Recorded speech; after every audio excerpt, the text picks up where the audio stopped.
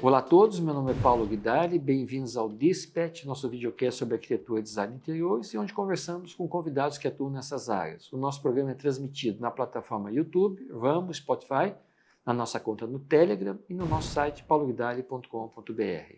Se você é fabricante, lojista, fornecedor do segmento casa, você pode anunciar aqui conosco e onde seus produtos ganham relevância.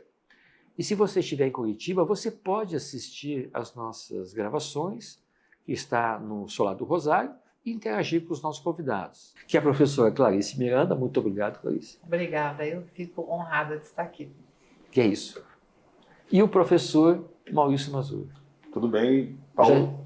Já estivemos juntos no Guajá. Também muito feliz de estar aqui novamente pelo convite. E eu escolhi um tema aqui porque eu sei que vocês dominam muito bem e é um tema fantástico, que é a Itália e a ópera. E nós vamos, então, utilizar o grande mestre, o grande compositor Giacomo Puccini como uma referência para a gente determinar uma época. Que nós começaremos, então, lá em 1850 e vamos até a morte dele em 1924. Ok? Então, Clarice, geralmente eu começo com as mulheres, mas hoje eu vou conversar com o Maurício. Sem problema. Maurício, em 1850, a Itália ainda não existia. Isso. Veja, a Itália não existia enquanto país unificado, mas o sentimento nacional italiano já estava à flor da pele, desde o início do século XIX, nas guerras napoleônicas. Então, os italianos se sentiram frustrados porque Napoleão Bonaparte ele era um oriundi. Ele pode esquecer disso, que ele era oriundi. A família tinha uma parte paterna, saiu de Florença, e a família materna de Gênova, para chegar depois na Córcega. Depois ele se tornou imperador de todos os franceses. Mas ele era visto como também uma pessoa exponencial para promover a unificação italiana. Ele prometeu, mas não cumpriu. Porque os planos, claro, ele estava mais preso à França do que a Itália. Então, a Itália de 1815, após o Congresso de Viena, até 1866, vai se desenvolvendo vários conceitos, como a Jovem Itália, do Giuseppe Mazzini, certo? Que era um nacionalista. Então, ele precisa convencer também os italianos a aceitar essa nacionalidade. Porque ser italiano era algo normal para todos eles, mas a ideia da nação italiana não era algo palpável para eles. Porque existia, por exemplo, no sul, o Reino das Duas Sicílias, que englobava a Nápoles, a Calábria, a Puglia e a Sicília, certo? Propriamente dita. No centro havia o Estado Pontífice, que era um estado que a igreja tinha recebido do Carlos Magno no ano 800. Então, há 1000 anos a igreja dominava 80 mil quilômetros da Itália. Aí existiam depois o reino das duas, reino de Savoia, que englobava a Sardenha e a região da Lombardia, e havia as partes que a Áustria ainda dominava, que era a região do Vêneto, a Gênova, Vêneto. Então havia toda uma confluência. Mas os italianos almejavam, assim, uma parte deles, porque na Europa estava tendo um movimento nacionalista de unificação. Estava surgindo a Alemanha, a França existia, e mesmo existiam outros movimentos que não frutificaram naquele momento. Os irlandeses contra a Inglaterra, os poloneses contra a Alemanha e contra a própria Rússia. Então havia um sentimento de patriotismo, nacionalismo. Era algo que teve início no final do século XVIII, essa consciência nacional. Fazer parte, porque, só um pouquinho, antes as pessoas se sentiam apenas bons cristãos. Sim. Depois que veio essa ideia do nacionalismo, por causa da influência iluminista, o pensamento iluminista. É nesse cenário, então, que nasce em 1858, é isso? Que nasce o Giacomo Puccini numa cidadezinha da Itália, que você vai me dizer que cidade é essa, e eu, a princípio, Clarice, achei que ele tivesse nascido de uma família sem muitos recursos, e você já me disse que não é bem assim. Sim, o Puccini, né, um dos maiores compositores que nós temos na história da música de ópera, ele nasceu na cidade de Lucca, e é uma cidade muito religiosa, tem mais de 100 igrejas, e a família Puccini foi responsável por 3 gerações de uma igreja chamada San Martin. E a responsabilidade era de tudo que havia de música nessa igreja. Então, ele tinha o bisavô, o avô e o pai responsável por essa igreja. Mas ele perdeu o pai com apenas 5 anos de idade. Então eles tinham uma vida assim simples, não eram ricos, mas eles tinham estabilidade de gerações. E o Puccini, então, recebeu uma bolsa da própria cidade para continuar seus estudos ministrados e orientados pela sua mãe de música. Com apenas 14 anos de idade, Paulo, ele estava tocando órgão e responsável por essa igreja, que é uma igreja bem importante, grande, né? Então, ele nasceu no meio da música, mas ele poderia ficar exclusivamente como um músico fazendo música sacra. Mas houve assim, uma mudança de paradigma, que essas coisas que que acontecem, né, na vida, porque toda essa introdução que o professor Maurício fez é muito importante, porque quando eu falo de qualquer músico, no caso hoje estamos falando de Puccini, todo músico, ele é fruto da sua época, né, assim, é uma cosmovisão de tudo que aconteceu, mais a sua personalidade e mais o que acontecia na época. Tem influência direta, ainda mais nos artistas, né, Maurício? Com certeza. E só para corroborar o que a professora Clarice comentou, é só você imaginar, por exemplo, para não fugir, né? Não vamos fugir do nosso amigo Puccini, mas Wagner na Alemanha, Chopin na Polônia, Liszt na Hungria, todos são frutos, né, de sua pátria. Influenciado pelo meio que pelo estão meio, vivendo. pela situação histórica. O nacionalismo de Chopin. Se a Polônia fosse independente, não haveria o Chopin como nós conhecemos, haveria um outro Chopin. Se a Alemanha não tivesse unificado, haveria um Wagner, como a gente conheceu, tão fanatizado, assim, tão fânico. Né? Então, a questão histórica, social, a gente não pode esquecer que também estava acontecendo a Revolução Industrial. Urbanização massiva. Ele estava vendo uma Itália se modificando, estava tendo problemas sociais que até então não existiam, as pessoas moravam no campo, tinham aquela vida, como a Clarice falou, uma vida mais rústica, mas não faltava nada. A partir do desenvolvimento da Revolução Industrial, houve a concentração fundiária, a expulsão dos italianos. Aqui entre nós, né? Paula Guidaglia tem origem italiana, eu tenho 2 bisavós italianas, então significa que alguma coisa social estava acontecendo na Itália para que os nossos antepassados pegassem um barco. Estamos falando já em 1890, que é quando eles começam e já no Brasil isso vai chegar em 1870, então imagina. A situação mais é cedo essa. Ainda.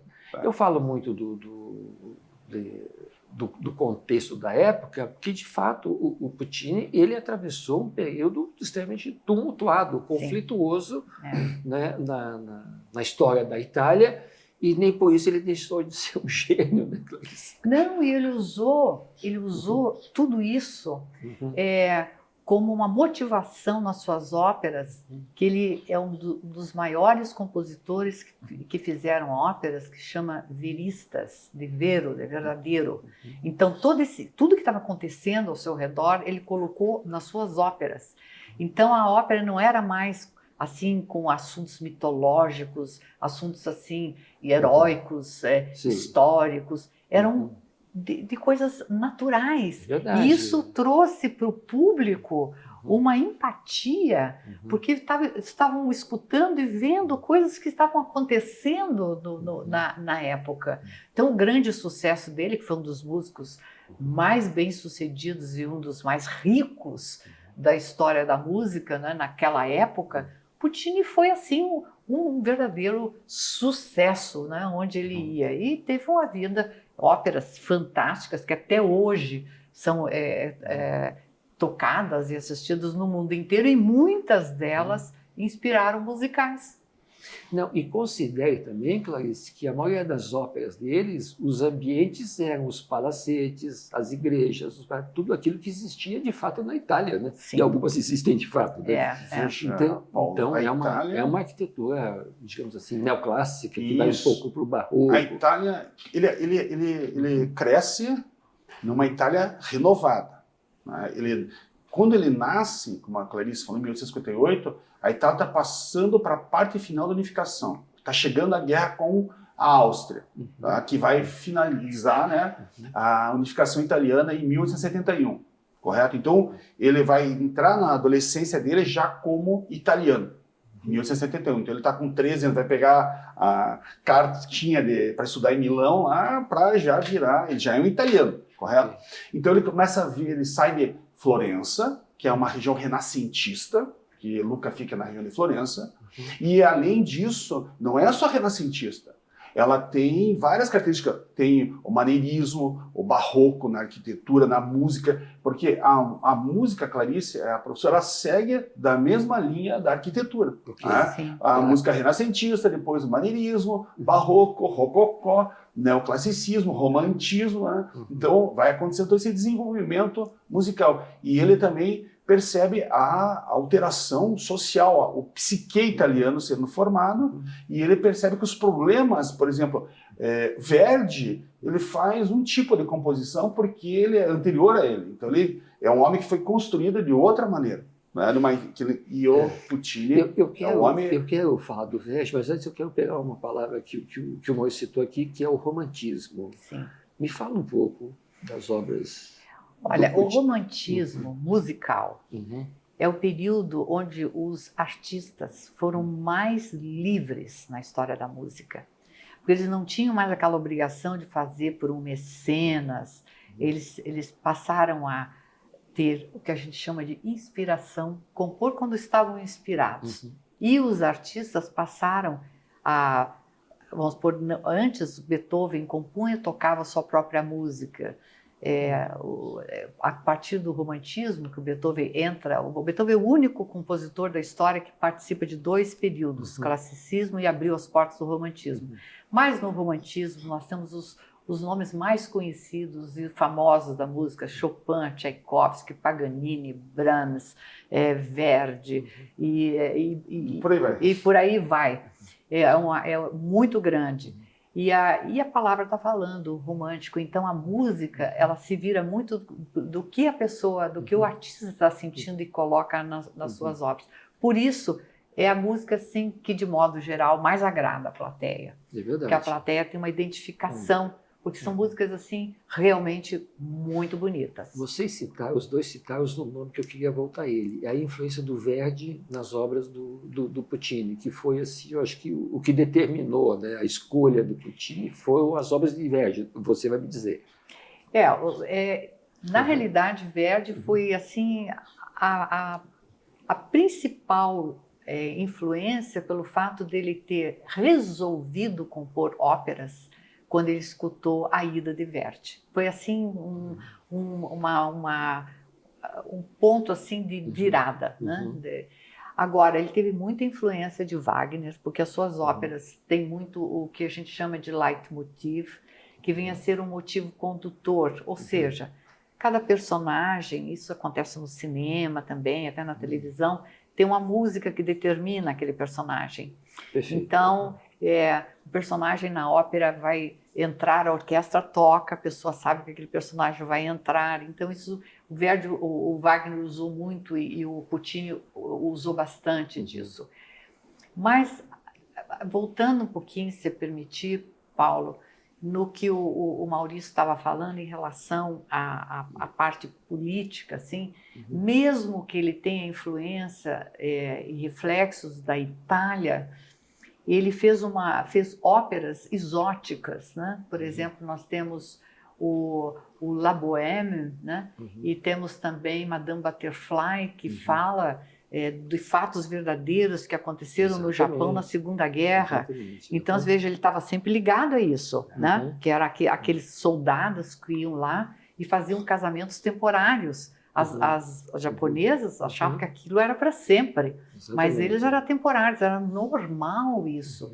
E ele explora isso, mostrando o estrago que causou. Aliás, as mulheres em Puccini são todas dramaticamente descritas e todas morrem, né?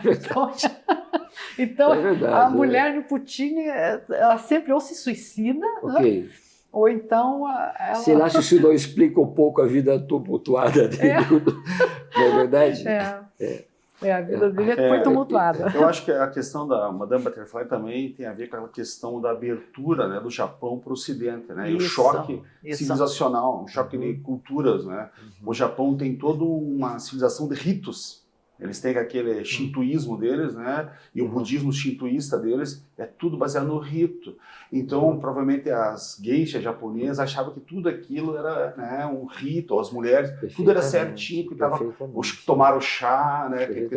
E quando o homem europeu chega, é tudo do homem, o europeu é mais carnal, né? Muito mais, né? Mas é a coisa vibrante. Eles não, o japonês, ele daí bate isso, né? O vibrante ocidental, né? Com o momento, o memento, né? Mas é difícil uma civilização com esse pensamento mudar de uma hora para outra. Ela acredita no que ela, viveu e aprendeu, né? É atávico, né? Então é por isso mesmo que a nossa civilização ocidental ela é muito mais complexa até do que uma japonesa. Porque nós tínhamos valores que eram baseados, como a Clarice falou, ele era para ser um maestro sacro, né, da igreja. Então, até 1750, a mentalidade europeia ainda se baseava na linha escolástica que era da Igreja Católica. Mesmo o mundo anglicano, o protestante, os filhos estudavam com padres. Eles, você vai dar aula aqui para o meu filho, aquele modelo cristão. E aí vem o iluminismo. O iluminismo fala mais do que das vontades do homem, né? Questionar aqueles antigos paradigmas que estavam estacionados, segundo eles, há mais de 1000 anos. Então tem essa questão muito bem estabelecida, uma mudança. Nossa civilização ocidental está sempre aparecendo pontos, né, que vão questionando os nossos valores anteriores. E o Japão não, o Japão, se a gente perceber a história do Japão, ela é sequencial ritualística, né, o shintoísmo deles, o budismo shinto deles. Eu vou voltar ao Verdi pouquinho na frente do Verdi. Tá. Em que momento o Puccini começa a ganhar relevância, começa a ser percebido, provavelmente, pela sociedade italiana, né? Quando que isso acontece? Ele começou a fazer sucesso mesmo com a ópera, agora está me fugindo o nome, já venho aí, com 20 anos. Porque ele tinha feito umas óperas anteriores, até assim, em concurso, e chamou atenção já, mas não tinha vencido o concurso. Sim. Então, da primeira ópera que ele fez, que ele teve sucesso, aí ele ficou assim, mundialmente, vamos dizer assim, na Europa, né? Na época, a música mais ligada mesmo à Europa, ele ficou conhecido e depois aí todas as óperas eram super esperadas e aí ninguém segurou. Sim. E tanto que ele tem várias óperas que estrearam, né, no principal teatro de ópera ainda no mundo, que é o Teatro Scala de Milão. Eu já ia falar sobre esse teatro, né, que tem uma história interessante também. Eu acho que ele é uma igreja, chegou a ser um teatro e depois ele foi demolido. É isso, né? A primeira fase é do século XIV, né? Então, no século XVIII ele é totalmente recriado de uma forma neoclássica. Né? Ok. Entendeu? Então, a partir do século XVIII, ele é reformado com 1.800 lugares.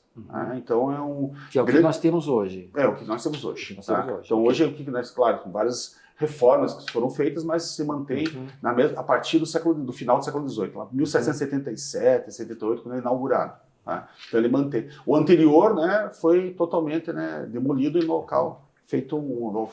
Aliás, por uma, digamos assim, a patrocinadora foi a imperatriz da Áustria, né? Sim, porque toda aquela região do norte da Itália, até a chegada de Napoleão, era domínio austríaco.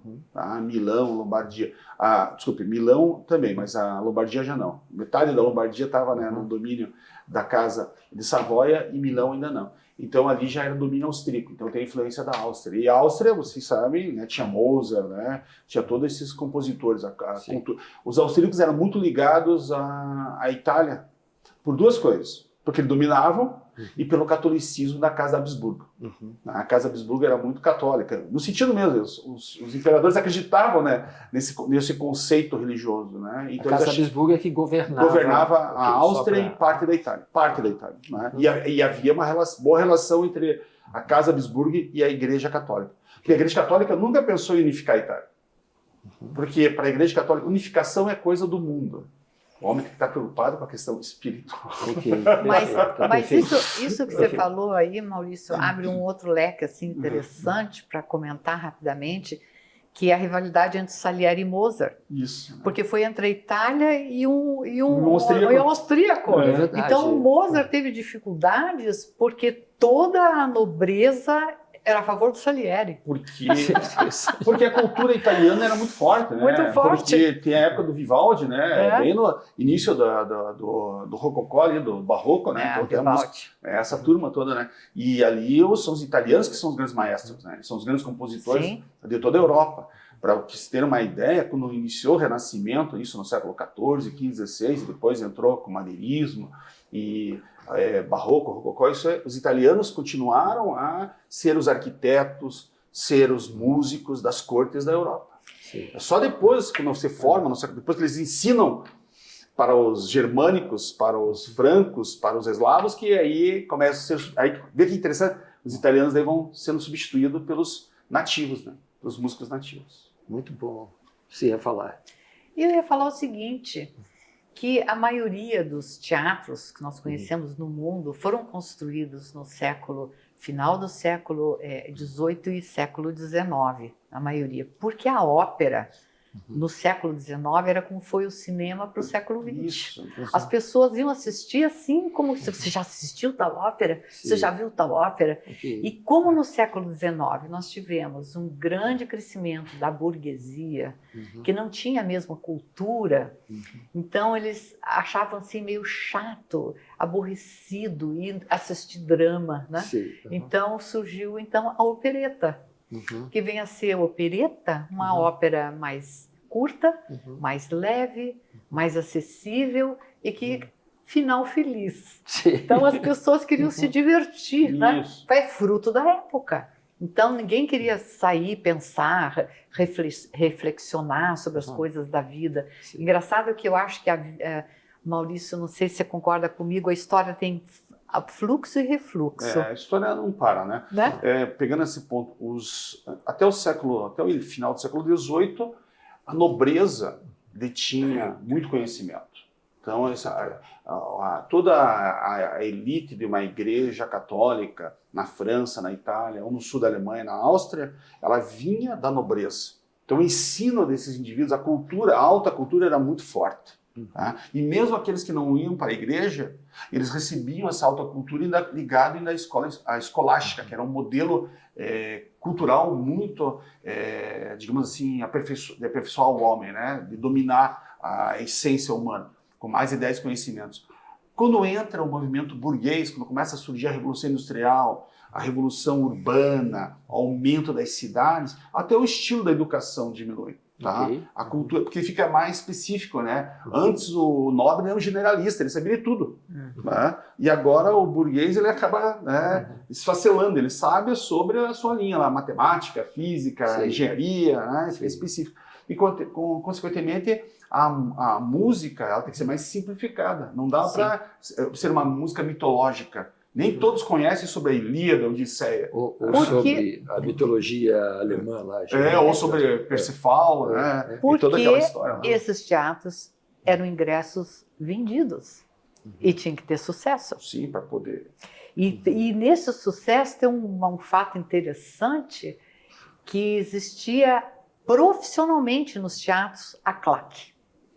Então, uma pessoa pagava no teatro para ser responsável pela claque. Okay. Essa claque aplaudia e vaiava, de acordo com o que recebia dos empresários.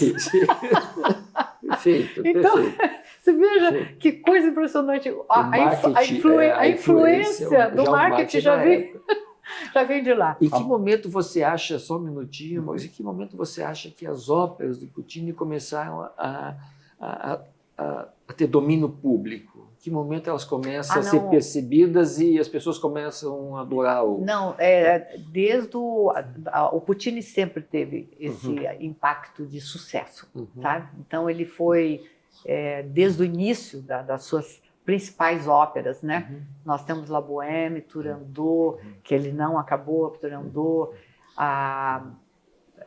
me ajuda mais aí. Madame Butterfly, Manon Lescaut, todas elas foram um sucesso. Todas. Tem uma coisa que ajudava ele, né?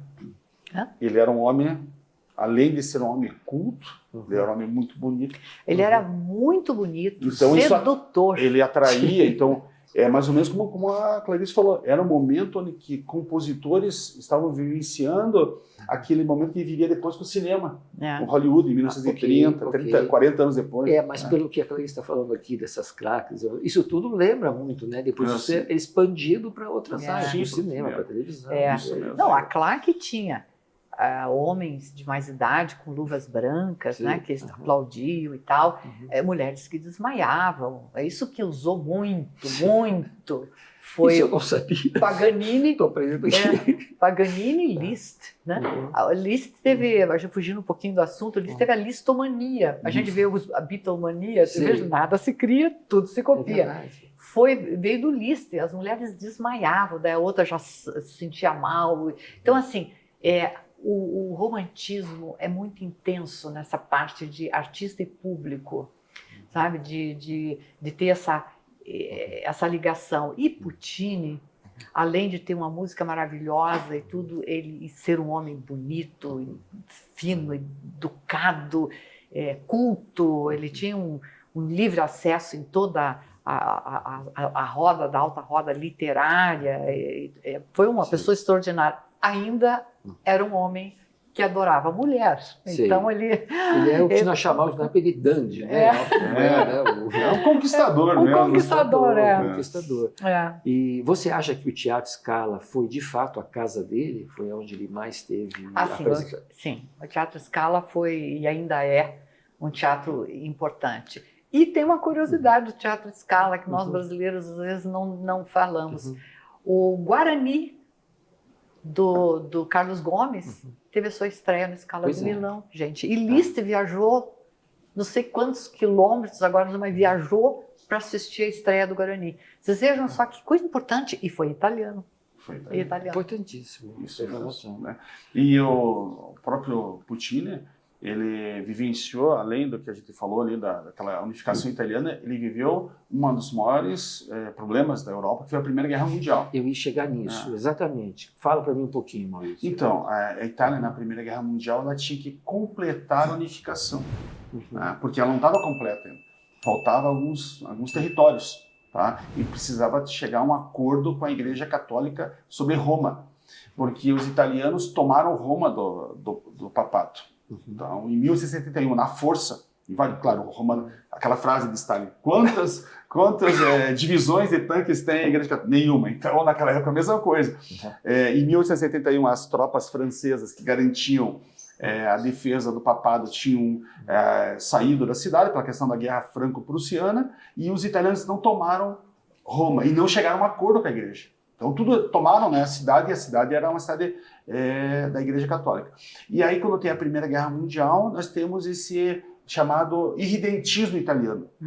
Irredentismo significa lutar por tudo que é italiano em volta da Itália ali. Então, faltam ainda algumas regiões de Bolzano, no norte da Itália, tem a região de Trieste, tem a Córcega, tem a região da Dalmácia ali, né? Então eles precisam recuperar isso. E junto com só que surge um novo nacionalismo. É um nacionalismo mais radical no final da guerra. A Itália não recebe tudo que ela quer. Então, a Itália sai vitoriosa da guerra, mas não leva nada, e sai com descrédito. Então, isso também é o início da ascensão do Benito Mussolini. Então, o Puccini viu esse Benito Mussolini, né, o movimento dos camisas negras, os fascistas, ascender. Mas é claro que Puccini só viu Mussolini assim como um indivíduo assim, né, porque ele não tinha como, né, ele não era cartomante para saber o que o Benito Mussolini ia fazer, né? Então ele acreditava ali naquele momento que ele era um homem que a Itália precisava de energia, de força, e o Benito Mussolini era um homem de energia, não para implantar nenhum regime superior, mas que havia também um problema na Itália, porque a Itália era uma monarquia e o movimento republicano também era muito forte, tá? Mas ele, enquanto músico, Puccini, ele viveu em torno da monarquia. Sei. Então ele não tinha um pensamento definido, digamos assim, total, assim, ele assumiu um lado, Puccini nesse ponto. Mas assim, numa passagem, numa leitura superficial da biografia dele, eu acho, passa a impressão, Clarice, de que o Puccini ficou um pouco a largo de todos esses acontecimentos. Pelo menos é o que me parece. O que Verdi não fez, o Verdi se envolveu.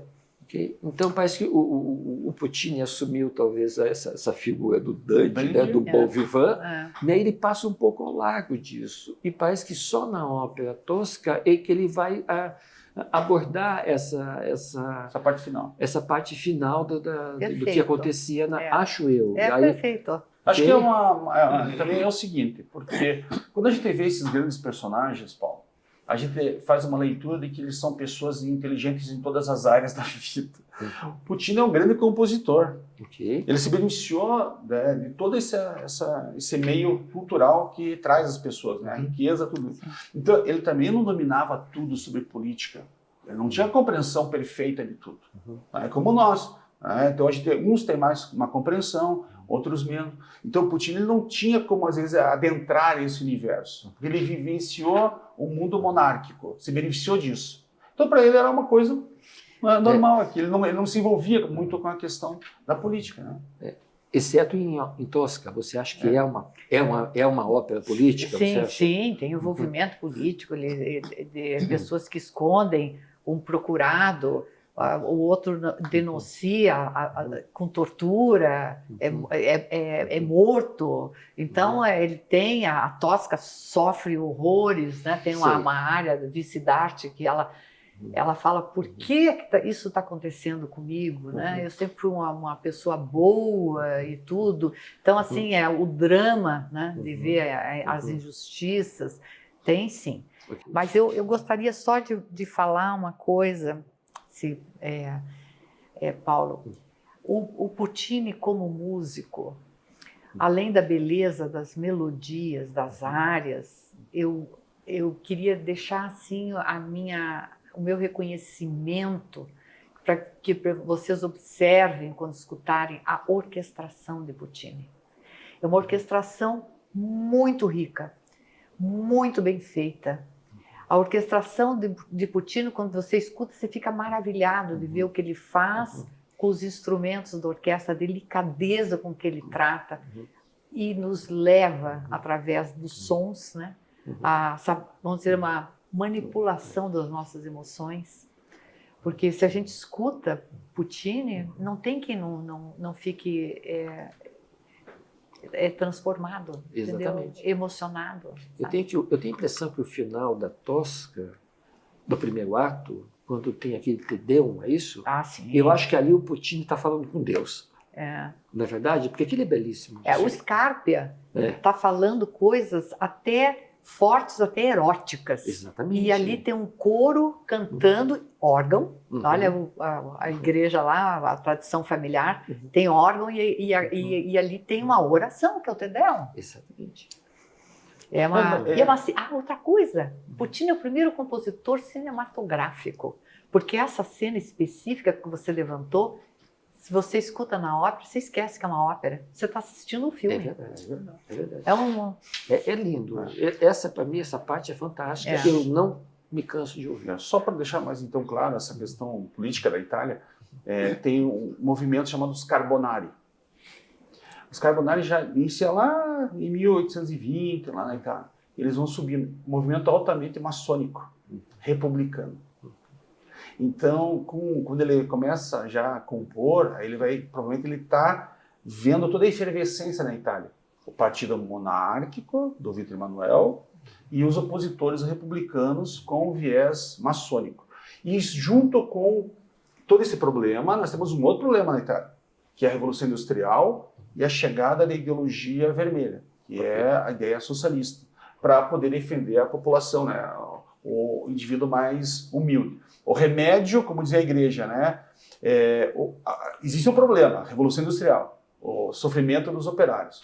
O remédio é dado de forma que vai virar veneno, que é o socialismo. Então a igreja, né, faz um contraponto, e ele provavelmente vive tudo isso aí. Então ele sabe o que está acontecendo, ele pode não se envolver, mas ele vive uma sociedade efervescente. É impossível não ser. É uma Itália, né, bem complexa, não é uma Itália fácil. Tanto que no Brasil, quem vai trazer o anarquismo, o socialismo, são os italianos. Mas isso tudo que o professor Maurício falou tem em Tosca. Tá em Tosca. Exatamente. Exato. Por isso que eu quis Tudo colocar. isso que você está falando está em Tosca, Por isso que eu quis Tá perfeito. colocar essa questão da Tosca. Eu só quero dizer para vocês que o Puccini não chega a ver a formação do Vaticano, né? Não, Ele já 1929, tá não, mais não. aí. Já tá latrão.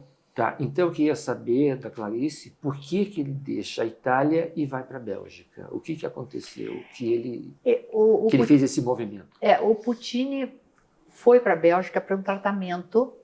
Ele foi em novembro. Ele foi diagnosticado com câncer de garganta em 1923. Fumava um atrás do outro, né? E aí ele foi diagnosticado e na época, na Bélgica, em Bruxelas, tinha um tratamento novo, que era de radioterapia. E ele quis fazer esse tratamento novo. Mas não foi bem sucedido, nem o tratamento, nem a cirurgia. Ele morreu no mês que ele chegou na Bélgica, foi por esse motivo. E ele estava compondo Turandot. O Turandot, acabou o Turandot quando morre a Liu, quando ela se suicida, as mulheres do Puccini sempre assim, se suicidam. Já é meio que na metade da ópera. Né? No terceiro ato. Já é no terceiro ato. Lá no terceiro ato. Mas o Franco Alfano, que terminou a ópera, como o Requiem de Mozart também foi terminado por um aluno dele, Susmair, Franco Alfano foi contratado pela família para terminar a ópera. Nenhuma área, já estava todo com o esboço. O que ele fez foi orquestração. Tá? E foi muito questionada, até por Toscanini, essa orquestração que foi feita e tal. Mas o Turandot é uma ópera que acaba bem, né? Não há nenhuma... Eu acho... Tirando a Liu, acaba bem. Você falou uma coisa muito interessante, que a maioria das óperas, elas começam bem e terminam em tragédia, né? Turandot é exatamente o contrário. Exato, exato. Começa na tragédia e termina Começa na tragédia. E termina bem. Só para lembrar, você vê que ele está vivendo, né, o século XX, né, e quando ele vai fazer esse tratamento de radioterapia em Bruxelas, logo depois do surgimento dos prêmios Nobel da família Curie, né? Porque ela monta um sistema de radioterapia em Paris, depois a equipe dela monta em Bruxelas, depois monta um terceiro em Varsóvia, então começa a surgir esse tratamento. Então ele foi tentar ali, né? Ele não sabia a gravidade, só o filho dele sabia da gravidade. Tá? Quando chega a notícia na Itália, então tá estavam tocando em Roma a Madame Butterfly, para tudo, e entra o Requiem da morte de Mozart. Não, de Chopin. De Chopin. A marcha fúnebre. A marcha fúnebre de Chopin. Isso, a marcha fúnebre. E todo mundo, o que está acontecendo? Aí começa tudo aquilo, né? E o Toscanini, quando tocou o Turandot, ele chegou numa hora que ele pousou a batuta e disse: aqui o mestre nos deixou. E não fez o resto da ópera.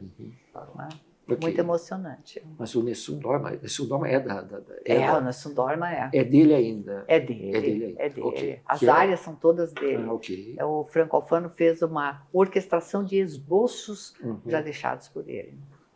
Escuta, o nosso tempo já extrapolou há muito tempo. Então, mas está uma delícia, né? Então eu quero saber um pouquinho de vocês o seguinte.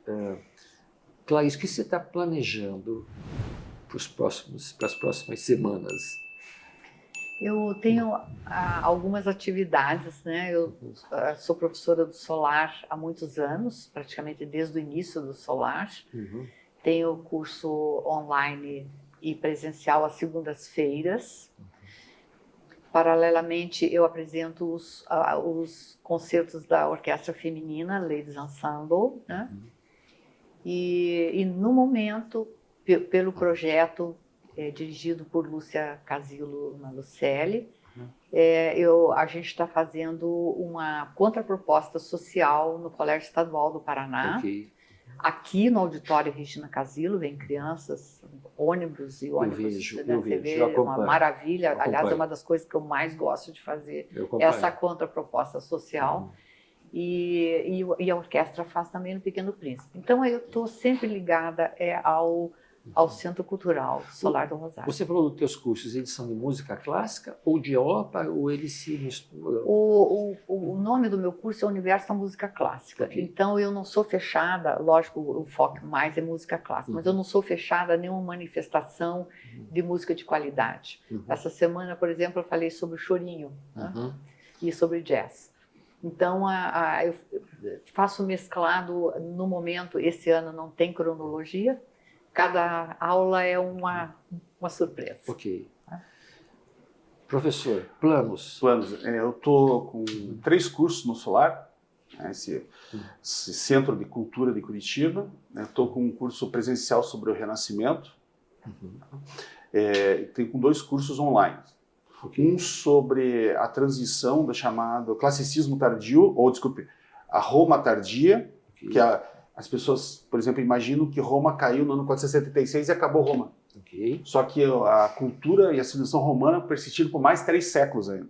Aquela civilização tardia clássica. E também estou desenvolvendo o curso Idade das Trevas, que é a Idade Média de uma visão após o século VIII. Então a Idade das Trevas não começa no século V, mas sim a partir do século VIII, IX, quando acontece o segundo assalto de bárbaros na Europa. Que eles chamam bárbaros, né? Que são para eles os vikings, os húngaros, os eslavos e as invasões muçulmanas. Daí sim acaba o classicismo romano, ou o classicismo tardio, e iniciamos uma Europa feudal. Então eu estou com esses 3 cursos no mês de abril. E futuramente vem um curso sobre Ilhas Britânicas. Eu vou falar um pouco mais sobre a história da Irlanda, do País de Gales, Escócia, detalhadamente. Escuta, a gente acha que nós temos a obrigação de nos encontrar de novo. Vocês concordam? Fique tranquilo, pode sempre, né? É um prazer. Bom. Muito obrigado. Obrigado a você. Um abraço para você. Ótima conversa. Temos muito para falar ainda, né? Tá bom. Agradecemos aos nossos apoiadores, a Renomade Soluções em Madeira, a IG Engenharia e Arquitetura Sustentável. Agradecemos também o apoio cultural do Solar do Rosário, o apoio institucional das IBEA Paraná, a nossa equipe de produção, LFD Produções. Espero que vocês tenham gostado desse episódio. Lembre de curtir, comentar, compartilhar com seus amigos. Inscreva-se no nosso canal e nos vemos na próxima semana.